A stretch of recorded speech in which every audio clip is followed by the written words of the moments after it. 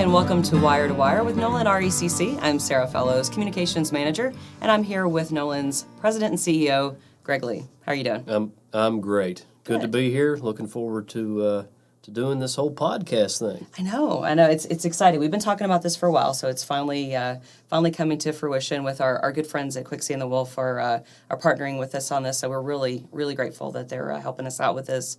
And we'll get in a little bit later about why we're doing this. But first, I think it's really important for people just to know who you are.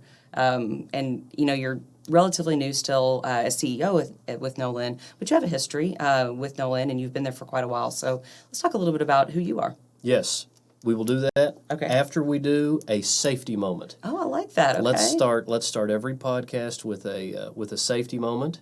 You actually had a pretty good one to use for today, so I'll kick that back to you. Okay. And you tell all the folks out there listening some electrical safety tips. Okay. And then I'll tell them all about me. Okay, that sounds good. Well, you know, this comes actually from our emphasis on safety, and a lot of what we do, we start with safety moments. So we wanted to kind of try that this time. Yeah. So right now, a lot of people use electric heaters, space heaters, and while they are very helpful, I know in my bathroom in the morning it is way too frigid, so I always have my little space heater on.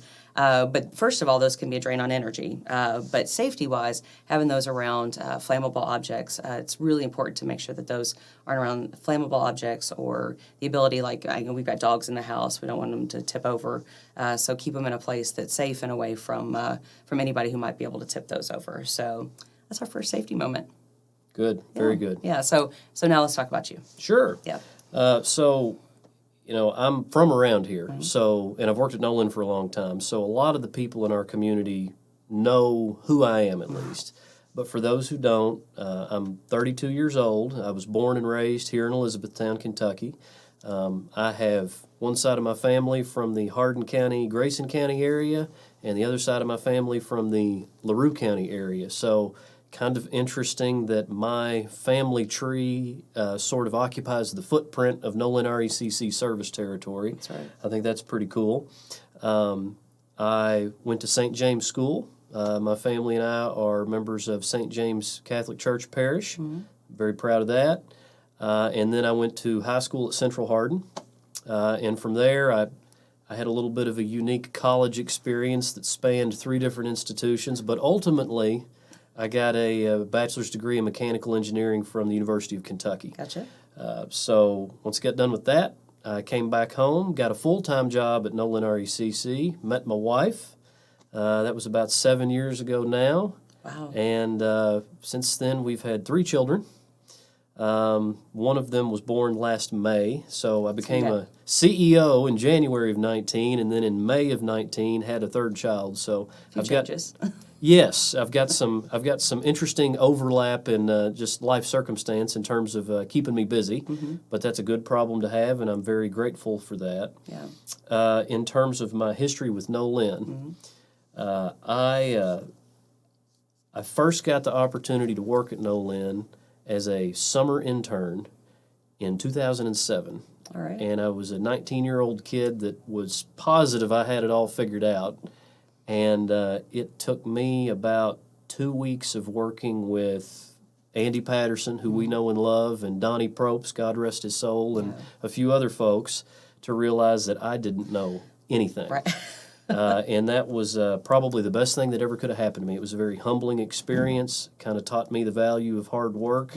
I had to grow up a lot, and fortunately I did, but that kind of immediately instilled in me a little bit of a family-type atmosphere in the workplace, and I never left. Yeah. I mean, I would come back from every break I had from school for the next 4 years, and then in 2011, when I graduated from UK, I got a full-time job there, and one thing led to another, and here we are now. Yeah. So it's been a great experience. Well, and you mentioned some of the employees there. I mean, Nolin is so richly blessed with employees like Andy and Donnie, who was a staple in the LaRue County community before his passing, and so being able to be a part of that, I know is exciting for you. It's exciting for me. So yes. I know it has been for you too. Right. It kind of continues to shape you as you grow and as we move forward. we're going to talk a little bit about the history of Nolin, just kind of its roots in this community. Yeah. But before we do that, why a podcast? Why a video cast? Why are we sitting down to do this? So, as communications manager, I have my thoughts on that because I think it's important to communicate in any way we can. But this is a real passion for you. This is something we've been talking about for a while now. Yeah. I listen to podcasts a lot. So I listen to a lot of sports podcasts, sometimes business podcasts, but I do a lot of yard work when I'm down on the farm, whatever I'm doing. I rarely listen to music. I listen to podcasts. And a few years ago, when I was working on some stuff, I stumbled upon a podcast done by an electric cooperative. And I got to listening to that, and I thought, this is a really good idea. It's not that complicated. It's easy for me to say. I'm not the one who has to produce the thing. I just get up here and talk. Right. But I thought, this is a great way to reach people that may not be reached through another more traditional platform like Kentucky Living Magazine, which is a tremendous resource and is a great thing for us to have and reaches a large portion of our membership base. But the reality is that there are just certain demographics and certain people that don't pick up that magazine and read it. And whether it's that platform or some of our radio outreach or other print media or social media, for that matter, which we're involved in, we want to use as many resources as we can to get our message out, talk about some important key topics, tell some stories about ourselves, whatever the case may be. But if we think that there is a portion of our membership that we're not reaching on a regular basis, which is probably true, maybe this is the way we get to them. Right.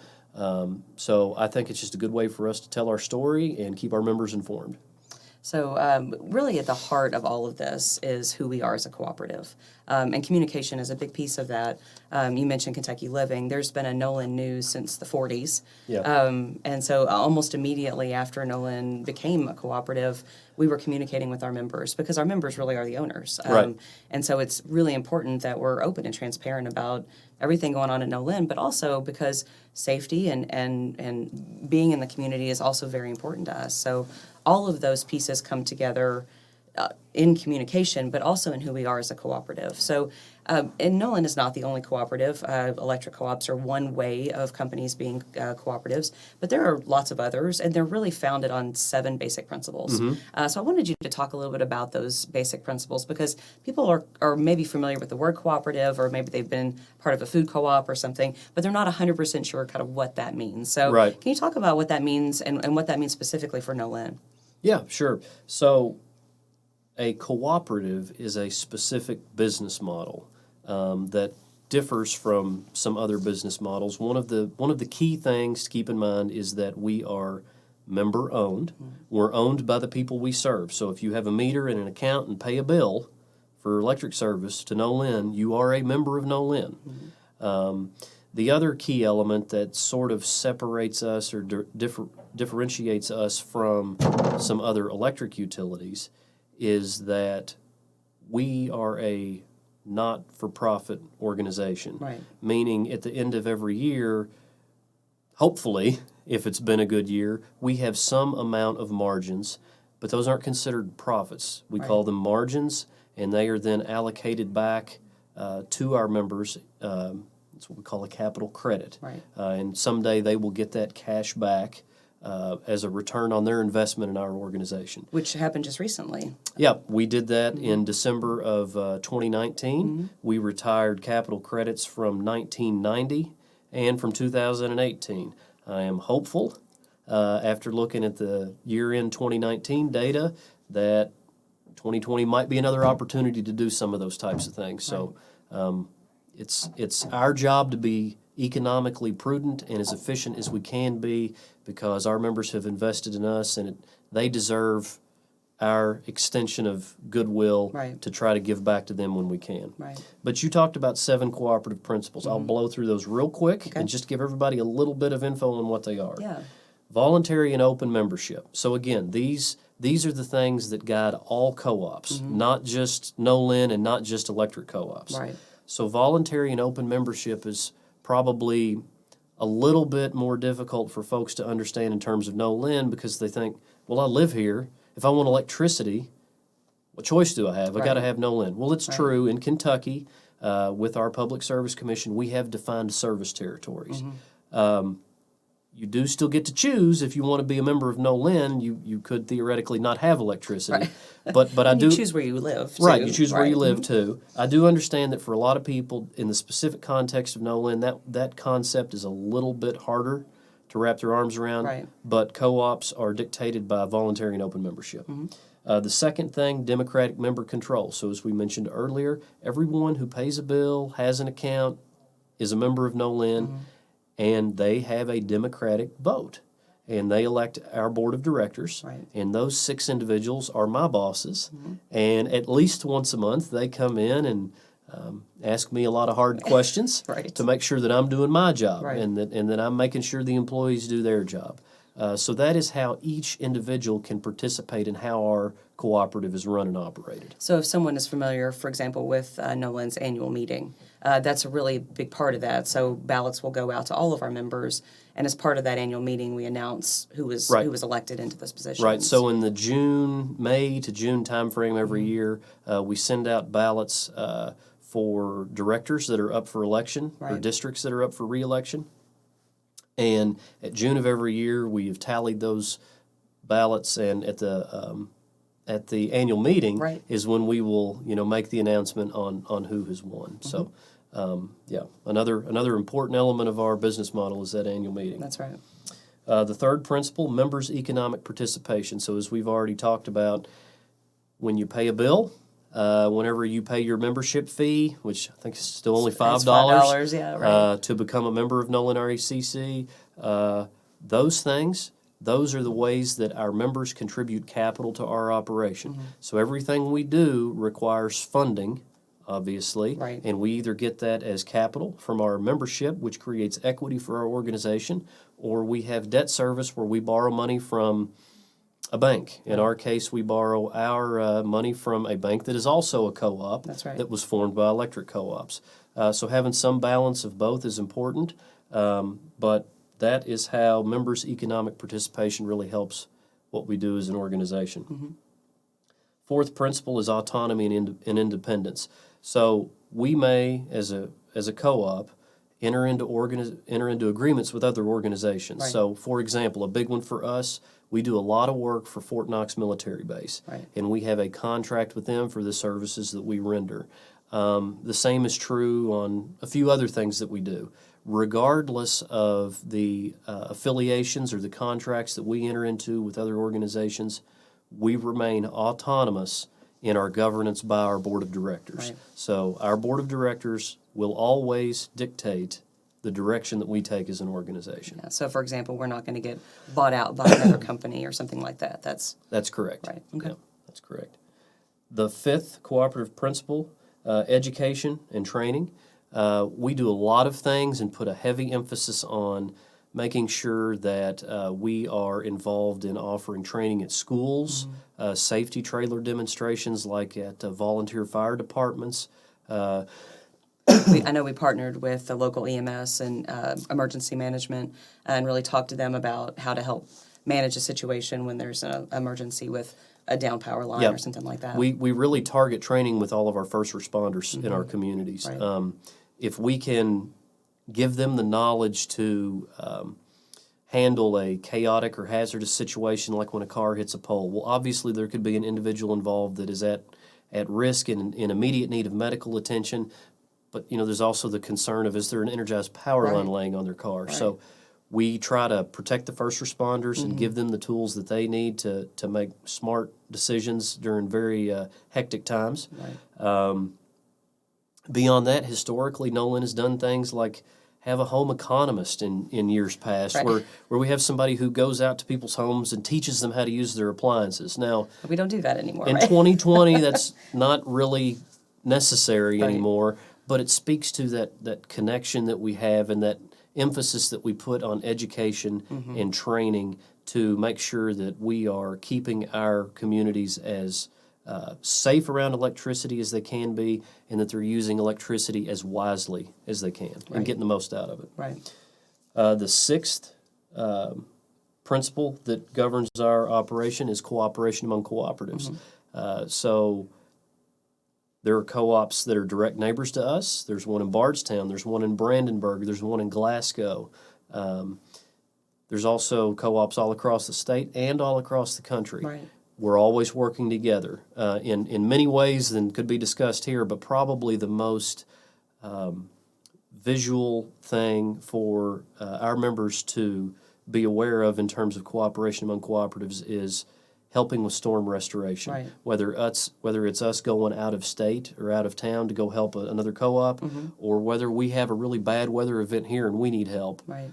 we offer that reciprocity, and by doing that, we're able to have a lot of resources available when we need them, which helps out a ton. And people will have seen that. It's like you said, that kind of is one of the more visual things that, you may see it in the paper or we talk about it on the radio, where we have brought in other co-ops that have helped out. Last November, we had some that came in and helped out during the icy time that we had. Yes, right, exactly. And then the last cooperative principle is concern for community, and that's kind of what we're doing today. Right. So this is a communication medium that we are trying to use to reach out to our communities, to be present for our communities, to get messages out to them, and we're going to use this platform for probably several different things, not the least of which is to communicate important things that we're doing or that could be happening in the future. Right. So I think that speaks to that concern for community and make sure that we're doing right, not only by our members, but by the public at large within our service territory. Yeah, and it goes hand in hand with our community involvement across the board, because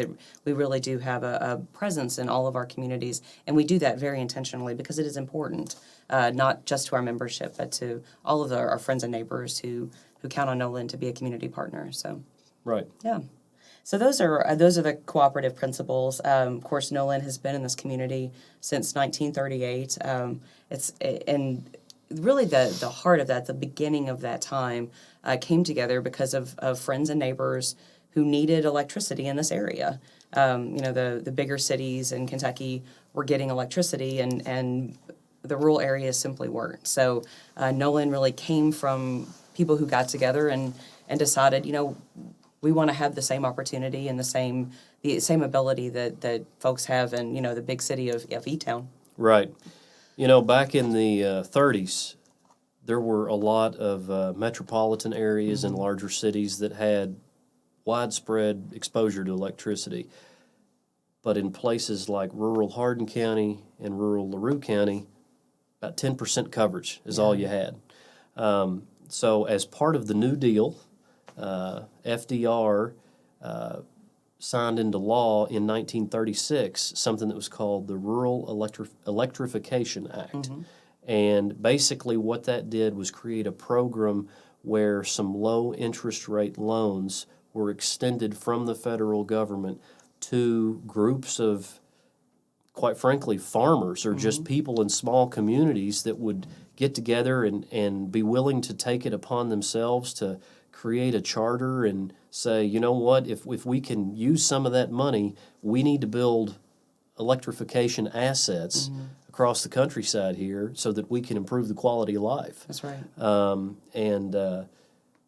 Nolin actually completed all of that and started in what we would consider full force July 20th, 1938. Right. So it's easy to remember. It's the same date, July 20th, as when we landed on the moon. Right. Just a different year. Yeah. Different year. But yeah, so Nolin will turn 82 this year. And it's always fascinating to me.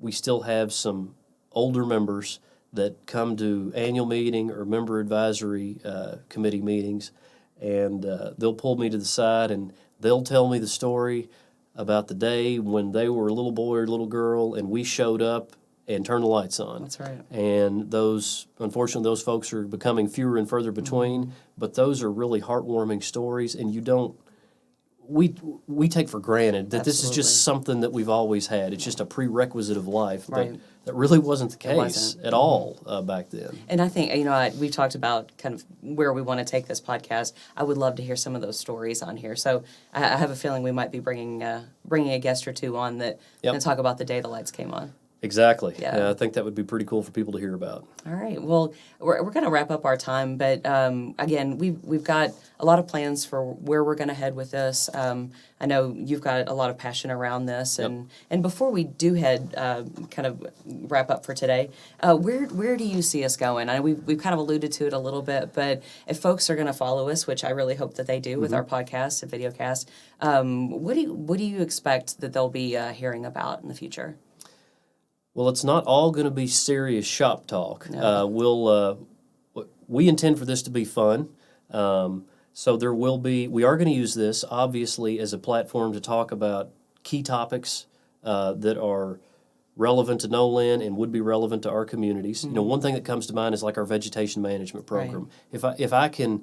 If I or we can effectively communicate some ideas about how we're going to go about trimming trees in our rights of way, I would hope that will help the members better understand why we need to do certain things and how we're going to go about those. Right.